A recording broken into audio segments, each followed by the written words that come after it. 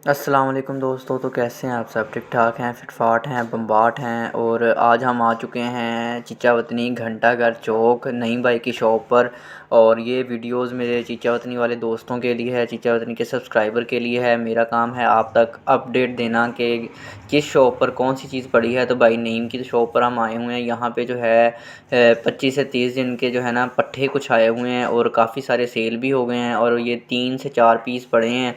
तो आप जो हैं शॉप पर आके ये परचेज़ कर सकते हैं। और हो सकता है 2-3 घंटे में मज़ीद जो है ना ये सेल भी हो जाएँ। और 350 रुपये पर पीस के हिसाब से जो है ना ये सेल कर रहे हैं। परचून रेट होता है, परचून रेट और होता है और होलसेल रेट और होता है, क्योंकि जिन्होंने 2-3 पीस लेने होते हैं उनको परचून रेट मिलता है। तो आप जो है ना दोस्तों आप ये जो है ना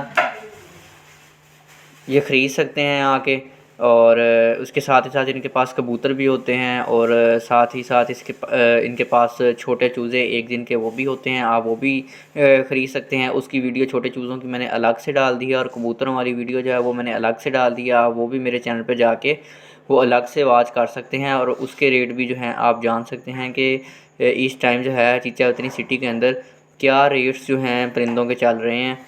और आपने जो है डील खुद करनी होती है। मेरा काम होता है आपके साथ लोकेशन शेयर करना और दुकान के ऊपर जो जो परिंदा पड़ा है मैं आपके साथ वो शेयर कर देता हूँ।